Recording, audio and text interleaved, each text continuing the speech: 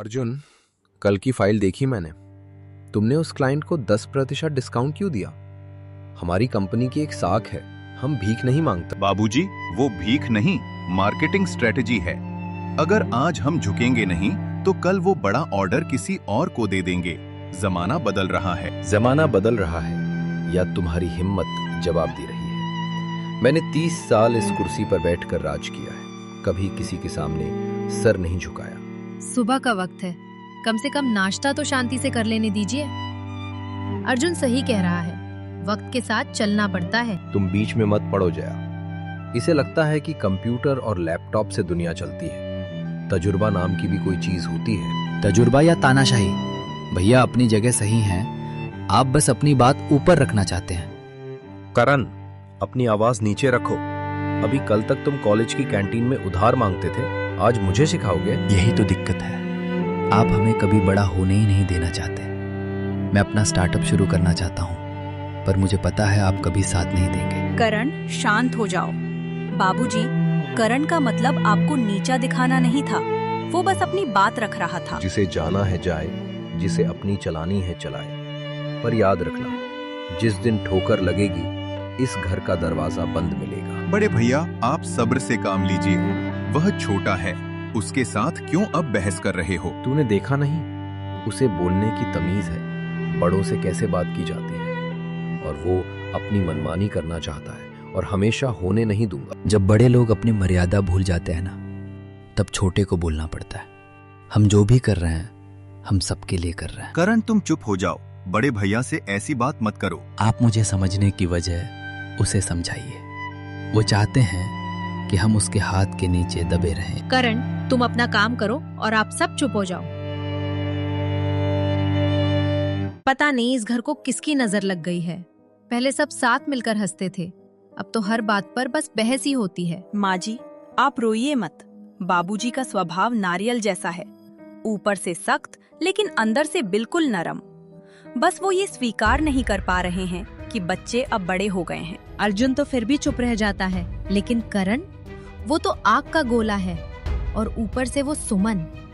अगर जीवन जी को पता चल गया कि करण ने खुद अपनी पसंद चुन ली है तो सच में प्रलय आ जाएगी। माँ जी, सुमन बहुत समझदार लड़की है। वो डॉक्टर है, लोगों का दर्द समझती है। क्या पता वही इस घर के घाव भर दे। मुझे डर है कि कहीं जीवन जी उसे अपनी बहू के रूप में स्वीकार न करें। वो तो अपने दोस्त की बेटी को ही घर लाना चाहते हैं। माँ जी, हम लोगों को तो करण भैया के बारे में सोचना चाहिए ना। उसे जो लड़की पसंद आई है, उसे उसकी शादी करवानी चाहिए ना। मैं भी तो यही कहना चाहती हूँ, लेकिन तुम्हारे बाबूजी को कौन समझाए? वो तो अपनी मनमानी करने पर तूले हैं। बाबूजी की ये बात तो गलत है। अपना जीवन साथी चुनने का हक तो सबको होता है। ये बात मैं उसे समझा कर थक गई हूँ, लेकिन वो बात को समझना ही नहीं चाहते। लगता है अब हमें कुछ करना पड़ेगा, क्योंकि इस घर का माहौल दिन ब दिन बिगड़ता जा रहा है। गीता, तुम सही कह रही हो। अगर इस घर में ऐसे ही झगड़े होते रहे तो एक घर एक दिन बिखर के देर हो जाएगा। भाभी आपका है तो इस बारे में अर्जुन से मैं बात करूं? नहीं, अभी नहीं। अभी माहौल गर्म है, अभी बात करेंगे तो इस घर में आग लग सकती है। थोड़ा वक्त रुक जा, बाद में बात करेंगे। लेकिन कब तक शांत बैठे रहेंगे? हमें कुछ तो करना पड़ेगा। नहीं गीत, अभी हम कोई रिस्क लेना नहीं चाहते। हमें रिस्क लेना होगा। आज शाम सुमन यहाँ आएगी, आप बस बाबूजी को उस वक्त कमरे में रोक कर रखिएगा। सुमन, मैं तंग आ चुका हूँ। आज फिर नाश्ते पर वही ड्रामा हुआ। मुझे नहीं लगता कि यहाँ रहकर मैं कभी कुछ बन पाऊंगा। करण, भागना आसान होता है, रिश्तों को निभाना मुश्किल। तुम्हारे पिता बुरे नहीं हैं, बस वो असुरक्षित हैं। उन्हें लगता है कि उनकी सत्ता छिन रही है। सत्ता? ये घर है या कोई रियासत? मैं तुमसे शादी करना चाहता हूँ और आज ही ये बात खत्म करना चाहता हूँ। मैं तैयार हूँ, लेकिन क्या तुमने सोचा है कि इसका असर तुम्हारी माँ पर क्या पड़ेगा? वो बीच में पिस रही हैं। मैं जानता हूँ कि सब में माँ की कोई गलती नहीं है, सारा दोष बाबूजी का है। इसीलिए तो मैं चुप हूँ कि माँ की कोई गलती ही नहीं है। अगर माँ से बात करूँ, आप कहो तो? जी नहीं, अभी का क्या, हालत ठीक नहीं, थोड़ा वक्त जाने दो, बाद में हम खुद बात करेंगे। ठीक है, अब जैसा बोलो वैसा, लेकिन जो भी करना है हमें जल्द से जल्द करना होगा। वो तो मुझे भी पता है, लेकिन बाबूजी को तुम जानते नहीं हो। वो सब अपनी मुट्ठी में रखना चाहते हैं, और मैं तो कभी नहीं रहूंगा। वो बड़े हैं, उसकी बातों का मान रखना चाहिए। मुझे पता है वो बड़े हैं, उसकी इज्जत करता हूँ, लेकिन उसे तो बस अपने मनमानी करनी है। ठीक है बाबा, गुस्सा थूक दो, जो होगा देखा जाएगा। माँ हमेशा सहती आई है, मैं नहीं सहूंगा। अगर वो तुम्हें नहीं अपनाएंगे तो हम इसी वक्त ये शहर छोड़ देंगे। नहीं करना, हम लड़ेंगे नहीं, हम दिल जीतेंगे। मैं आज तुम्हारे घर आ रही हूँ, एक डॉक्टर के तौर पर नहीं, तुम्हारी पसंद के तौर पर।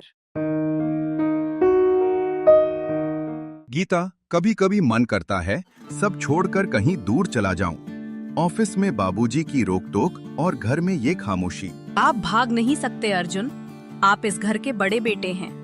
बाबूजी का गुस्सा सिर्फ आप सह सकते हैं, क्योंकि आप उनसे सबसे ज्यादा प्यार करते हैं। प्यार? उन्हें तो बस अपने उसूलों से प्यार है। उन्हें कभी नहीं दिखा कि मैंने उनकी कंपनी को डूबने से बचाने के लिए कितनी रातें जागी हैं। मुझे पता है आपने इस कंपनी के लिए कितना किया है। ये बात पूरा परिवार जानता है, लेकिन बाबूजी क्यों नहीं जानते, यह पता नहीं कि वह जानबूझकर ऐसा कर रहा है। अब ये सब बात तो हम लोगों को कैसे पता होगी? उसके मन की बात तो वो ही जाने। गीता, सीधी बात है बाबूजी, पूरे परिवार का कारोबार अपने हाथ में रखना चाहते हैं और हम लोग मजदूरी करते रहे और वो बैठे बैठे खाते रहे। अर्जुन, तुम भैया को इतना नीचे मत गिराओ। जो तुम बोल रहे हो, भैया वैसे कभी कुछ नहीं करेंगे। भैया का बस चले ना तो ये हम सबको घर से भी निकाल दे। उन्हें दिखता है, पर वो जताना नहीं जानते। आप करण को समझाइए, वो गलत कदम उठा सकता है। करण के पास सुमन है, मेरे पास तुम हो, पर बाबूजी के पास कौन है? वो अकेले पड़ गए हैं और यही अकेलापन उन्हें चिड़चिड़ा बना रहा है। बाबूजी, ये सुमन है, मैं इससे प्यार करता हूँ और हम शादी करने वाले हैं। करने वाले हैं या मुझसे पूछने आए हो? पूछने का फायदा नहीं था, क्योंकि आप हमेशा ना ही कहते। क्यों? तुम्हें ऐसा क्यों लग रहा था कि मैं ना ही बोलूंगा? मुझे पता है आप क्या चाहते हो, इसलिए आप पर भरोसा नहीं है। अंकल, मैं सलग से नहीं आई हूँ। मैं एक कार्डियोलॉजिस्ट हूँ और एक सम्मानित परिवार से हूँ। करण ने आपको सच बताया क्योंकि वो आपसे डरता नहीं, आपकी इज्जत करता है। इज्जत? मेरी इज्जत तो तब होती जब मेरी पसंद की लड़की इस घर में आती। अर्जुन, इसे बाहर निकालो। बाबूजी, आप क्या बोल रहे हो? आपको पता है वह हमारे घर की लक्ष्मी है। ये बात मुझे समझने की जरूरत नहीं है, मुझे सब पता है कि वो हमारे घर की लक्ष्मी है। तो फिर घर की लक्ष्मी मानते हैं तो उसका अपमान क्यों कर रहे हो? जो मेरे खिलाफ जाएगा ना, उसको ऐसी सजा मिलेगी। अगर हमसे कभी गलती हो गई तो हमें भी आप ऐसी सजा देंगे। अर्जुन भैया, आप ऐसा सवाल उसे मत कीजिए। आपको पता होना चाहिए, जो आदमी बेटों का नहीं हुआ वो दुनिया के लिए क्या इतिहास बनाएगा। बाबूजी, सुमन सही कह रही है, हमें उनकी खुशियों का सम्मान करना चाहिए। अर्जुन, तुम सब मिल गए हो? जाओ, निकल जाओ इस घर से, मुझे किसी की जरूरत नहीं। बाबूजी, मैं तो आपके बेटे की जैसी हूँ ना, तो मुझे बेर क्यों? मैंने आपका क्या बिगाड़ा है जो आप ऐसी बातें करते हो? जीवन के पास कोई जवाब नहीं होता। मैं कहाँ हूँ? आप अपने कमरे में हैं अंकल। आपको माइनर अटैक आया था, मैंने इंजेक्शन दे दिया है, अब आप ठीक हैं। तुमने मेरी जान बचाई?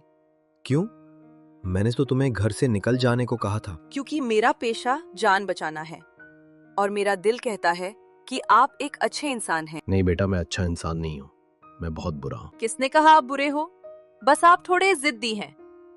अंकल अनुशासन से घर चलाता है, पर प्यार घर को बांधता है। मैंने सोचा था कि आज की पीढ़ी सिर्फ अपनी सोचती है, पर तुम तो खुद को भूलकर मेरी सेवा कर रही हो। वो तो मेरा फर्ज था बाबूजी, चाहे हमारे सामने दुश्मन आ जाए फिर भी हम उसकी दवा दारू करते हैं। सच कहो ना तो आज तुमने मेरा दिल जीत लिया है। बाबूजी, आप घर में सबसे अच्छी तरीके से बात क्यों नहीं करते? घर में आया अनुशासन रखना पड़ता है, पर नस पूरा कर बर्बाद हो जाएगा। बाबूजी, हमारे घर में सबको सब कुछ आता है, सब समझदार है, अपना किरदार अच्छी तरह से निभाएंगे, आप फिक्र मत करें। पर बेटा, अभी आप कुछ मत बोलिए, अब आराम कीजिए, आपकी तबीयत ठीक नहीं है। भैया, मुझे डर लग रहा है, अगर बाबूजी को कुछ हो जाता तो मैं खुद को कभी माफ नहीं कर पाता। अपनी जगह पर सही थे, उसने जो भी किया वह सोच समझ कर दिया है। पर हम तो अपने ही बारे में सोच रहे थे कि हम लोग सही है। और कहावत है ना कि बुजुर्ग लोग जो भी करते हैं वो परफेक्ट करते हैं। हम सब गलत थे कर्ण। हम उनसे लड़ते रहे पर कभी उनके डर को नहीं समझा। उन्हें डर था कि हम उन्हें छोड़ देंगे। सही बात है, बड़े भैया के पास तजुर्बा है। वो अपना तजुर्बे से जो भी चीज करते हैं वो 100 तक परफेक्ट होती है। हाँ सुमन, तुमने यह बात बिल्कुल सही कही। बड़े भैया एकदम सही थे और हम गलत थे। सुमन ने आज जो किया वो शायद मैं कभी नहीं कर पाता।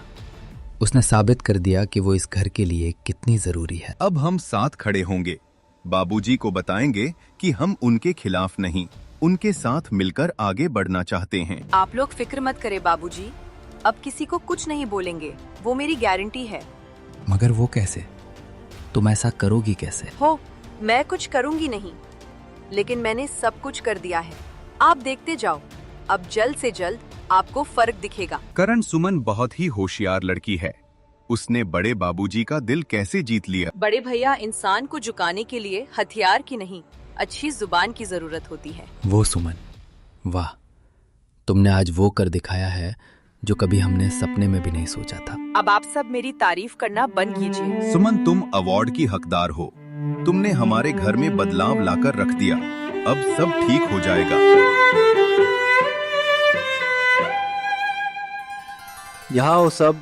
अर्जुन, करण, जया, गीता, तुम भी आओ। आप आराम कीजिए, डॉक्टर ने आपको बोलने से मना किया है। नहीं, आज बोलना जरूरी है। अर्जुन, कल से ऑफिस की चाबियां और सारे फैसले तुम्हारे होंगे। मैं अब सिर्फ सलाह दूंगा। बाबूजी, मुझे माफ कर दीजिए, मुझसे बहुत बुरा बोल दिया गया। नहीं बेटा, तू सही था। मैं पुराने ख्यालात का बोझ ढो रहा था। या तुम इस बूढ़े और जी ससुर को अपनी टीम में शामिल करोगी? नहीं अंकल, आप तो हमारे कैप्टन रहेंगे। मुझे कैप्टन नहीं बनना है। कैप्टन तो हमारी टीम की तुम ही रहोगी। हमें बस अपनी टीम में शामिल कर लो। थोड़ा हमारे बारे में भी सोचना।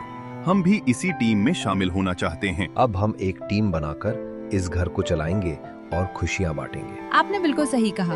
अब ना कोई गिला ना कोई शिकवा। आज घर में कितनी रौनक है।